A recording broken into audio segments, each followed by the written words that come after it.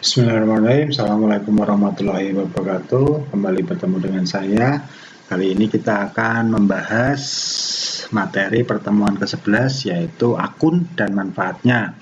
Ya, kemarin pertemuan 10 kita bahas mengenai akun-akun di perusahaan dagang.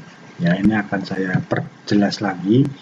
Ya, akun adalah suatu media untuk mencatat transaksi-transaksi keuangan atau sumber daya yang dimiliki perusahaan seperti aktiva, hutang, modal, penghasilan, dan beban.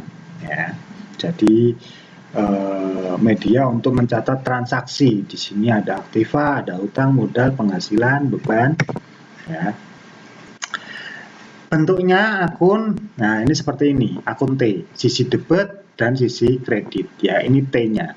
Ini nama perkiraannya, di sini sisi debit, di sini sisi kredit, atau di sini kiri, di sini kanan. Ya. Akun dengan dua kolom. Nah, di sini debit, di sini kredit. Tanggalnya di sini tanggal debit, tanggalnya di sini tanggal kredit. Di sini ada total debit, di sini ada total kredit. Ya, ini untuk yang dua kolom, intinya tetap sama. Di sini sisi debit, di sini sisi kredit. Akun dengan 4 kolom. Nah, di sini masih sama, di sini ada debit dan kredit, di sini juga ada debit dan kredit. Ya, fungsinya masih sama, ini sisi kiri, ini sisi kanan, ini sisi kiri, ini sisi kanan. Di sini ada tanggal, di sini ada keterangan. Ya, ini bentuk yang akun 4 kolom. Pengelompokan akun neraca atau disebut dengan akun real, yaitu semua akun yang terdapat di dalam neraca, seperti akun aktiva, akun hutang, dan akun modal. Nah, ini udah pernah kita bahas. Ini adalah akun real, ya, bukan akun nominal, tapi akun real. Di sini ada akun aktiva, akun hutang, dan akun modal. Sedangkan akun nominal, akun laba rugi atau disebut juga dengan akun nominal, yaitu semua akun yang terdapat di dalam laporan rugi laba yang mencakup pendapatan dan akun beban. Ya, karena rugi laba di sini adalah pendapatan dikurangi beban. Ya, beban itu gaji, beban kebersihan, beban kulaan, ya, beban sewa tempat, dan lain-lain. Nah, ini di buku besar ini dipisah menjadi dua. Untuk akun real ini ada akun aktiva, akun hutang, dan akun modal. Sedangkan untuk akun nominal di sini ada pendapatan dan beban. Ya, jadi nanti ketika membuat buku besar di sini ada akun real dan di sini ada akun nominal. Next. Pedoman pengisian akun. Nah, ini pernah kita bahas ya. Untuk aktiva atau kas itu defaultnya di sisi kiri, untuk hutang itu defaultnya di sisi kanan, untuk modal itu defaultnya di sisi kanan, untuk penjualan itu defaultnya di sisi kanan, untuk beban, biaya beban ini di sisi kiri, dan privé atau penarikan uang pribadi ini di sisi kiri. Ya, 6 ini aja dihafalkan. Aktiva kiri, hutang kanan, modal kanan, penjualan kanan, beban, dan privé. Ya, beban di kiri, privé di kiri.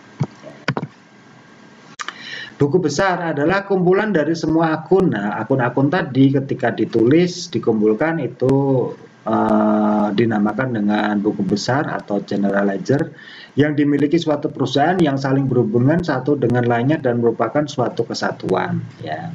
Jadi buku besar itu adalah kelanjutan dari jurnal umum. Jadi yang sudah pernah Anda buat itu persamaan akuntansi, nanti lanjut ke jurnal umum, baru lanjut ke buku besar. Ya, menggunakan akun-akun yang sudah dibahas tadi. Neraca saldo, nah ini setelah buku besar ya, adalah suatu daftar yang berisi seluruh akun yang ada di dalam buku besar beserta saldo akhirnya pada akhir suatu periode akuntansi tertentu. Jadi setelah kita membuat buku besar, itu dilanjutkan ke neraca saldo beserta saldo akhirnya. Nah, karena ini neraca saldo, di sini juga ditulis beserta saldo akhirnya pada akhir periode akuntansi tertentu, entah itu 6 bulan ataupun 1 tahun ataupun 2 tahun.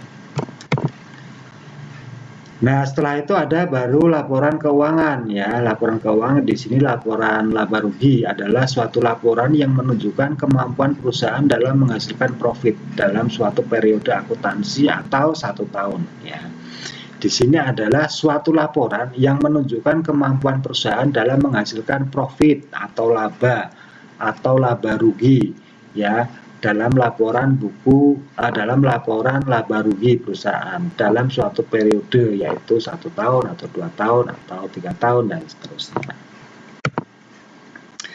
Laporan perubahan modal, nah ini masih sama, jenis dari laporan keuangan adalah suatu laporan yang menunjukkan perubahan modal pemilik dalam suatu periode akuntansi. Jadi di sini perubahan modal pemilik.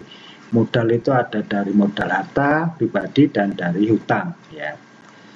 Akibat transaksi usaha selama periode waktu tertentu. Periode waktu tertentu itu bisa 1 tahun, 2 tahun, 3 tahun dan seterusnya.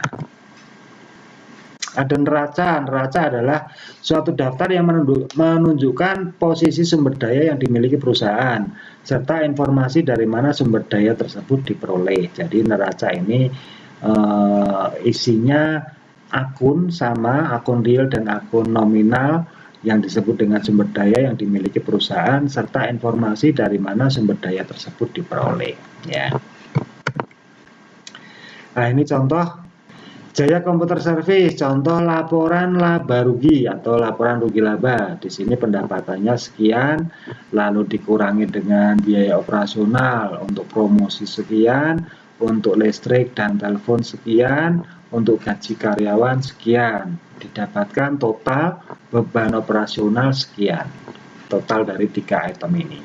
Lalu didapatkan laba kotor sebelum pajak, ya sekian. Nanti kalau sudah dikurangi pajak atau membayar pajak, ada lagi laba bersih setelah pajak sekian. Jadi ini itu didapatkan dari pendapatan dikurangi dengan total biaya beban. Ya.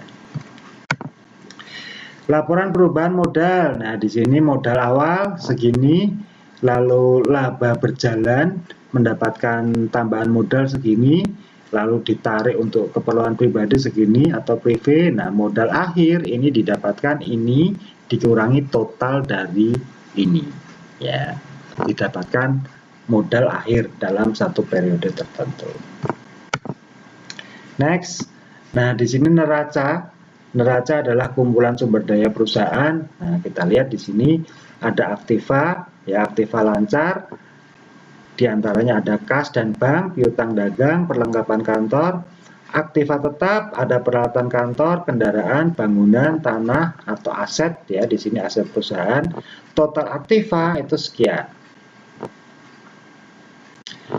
Lalu di sini hutang, ya hutang jangka pendek, hutang usaha sekian. Hutang jangka panjang, di sini ada hutang bank dan modal pemilik sekian. Total pasifa sekian. Total aktiva sekian, total pasifa sekian, didapatkan laba bersihnya sekian. Ini dikurangi ini. Ya. Arus kas. Nah, di sini ada contoh laporan arus kas. Saldo kas awal sekian, ya. Penerimaan piutang sekian, penerimaan penjualan tunai sekian, pendapatan bunga sekian, macam-macam kas masuk sekian.